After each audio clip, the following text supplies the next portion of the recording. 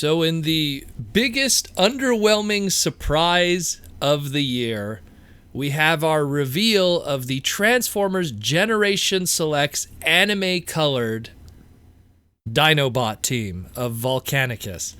So, to recap, a couple days ago, Takara-Tomy and their PR website, Transformers_PR on Twitter, put out a teaser image of what looked like a Volcanicus bust with something kind of weird on the back, and we speculated a whole bunch of things. G2 Dinobots, Dino King, what could it potentially be? And it was probably that little thing that I said in it. What about that blue visor, though? Well, there's a blue visor. Doesn't that mean it's going to be... Doesn't that mean it's going to be an Autobot team? It can't be Dino King. And Volcanicus has a red visor, so that's even more confusing. Well, what do we have here? We have anime-accurate Dinobots with extra accessories that explain that weird thing on his back. They pretty much took the original 5 members of the Dinobots, gave them a more metallic color scheme, more anime-accurate colors with the blues and the golds. They gave Grimlock 2 humongous swords that are very much familiar shaped to his War for Cybertron video game, or actually the Fall of Cybertron video game swords, also found on the toy, but obviously this is a different sculpt completely. A new gun accessory, and there we go. That's it. And according to them, they also say new hands and new feet sculpted for this too. So it's this whole new smorgasbord of stuff going on here. Again, very interesting choice. I kind of have some theories, in my opinion, of what's going on here. You know, it's like, okay, hey, new weapon, new accessories, new fists, new feet, anime colors. Is this necessary?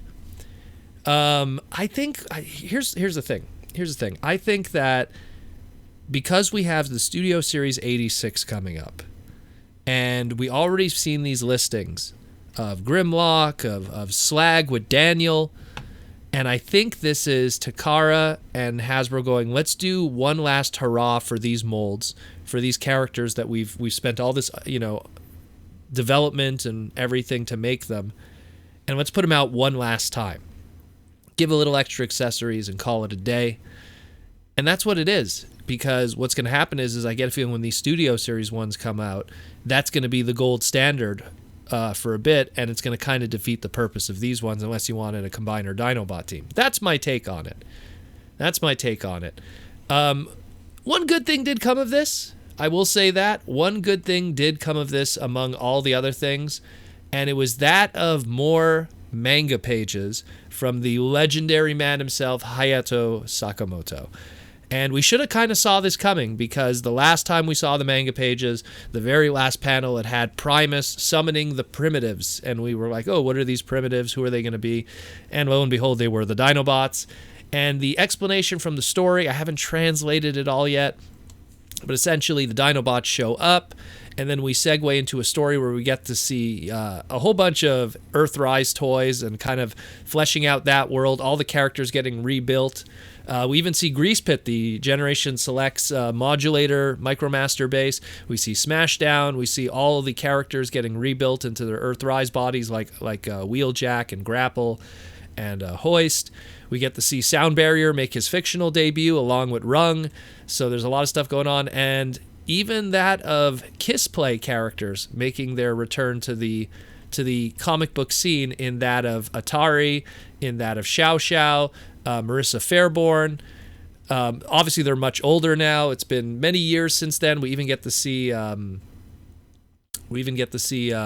very elderly Carly. She shows up too. I assume that's supposed to be Spike in one panel too. This is many, many, many, many, many years after Transformers 2010 or Transformers Season 3 and Season 4 and the Headmasters thing. So everyone's an old person now. What's also interesting is we actually get to see another fictional kind of debut in a lot of ways from a comic book standpoint, of that of Grimstone, and the Dinobot Power Core Combiners. So that's pretty cool also. Mind you, the way that it's depicted in this version is obviously supposed to be Kyoryu from the Dino King team, and we get to see Slash, the female Dinobot character. She also kind of makes her little fictional debut. We get to see the Earthrise Sharkticons, Earthrise.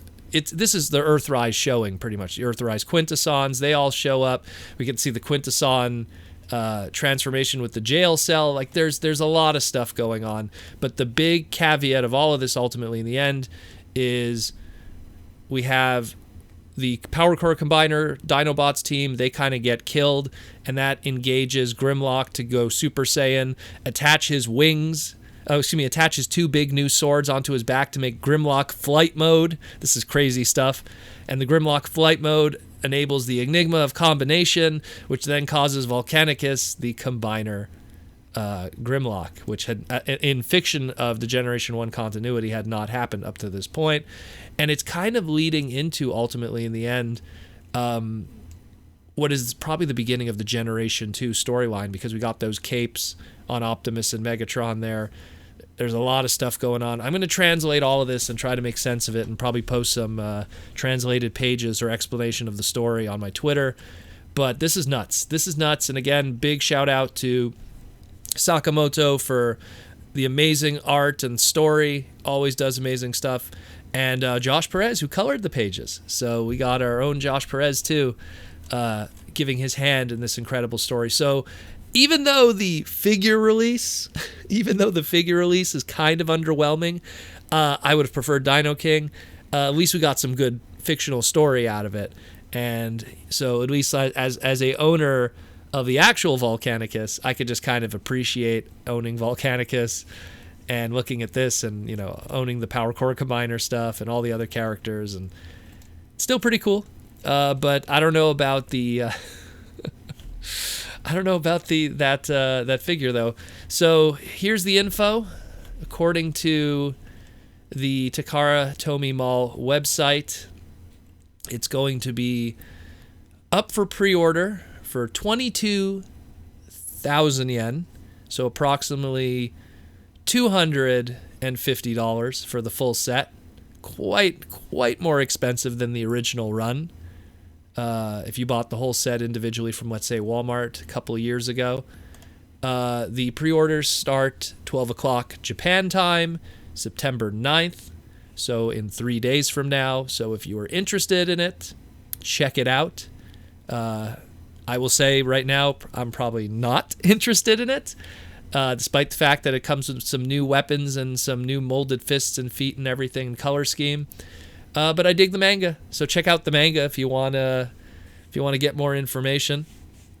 But check out the manga on the mall website. The first 2 chapters are out, and hopefully we'll have more chapters in the very near future for these incredible characters and this unexpected twist of how they're going to go about these molds. But I guess it makes sense, because with Studio Series coming out, it's time to retire these old Dinobots and move into the next series.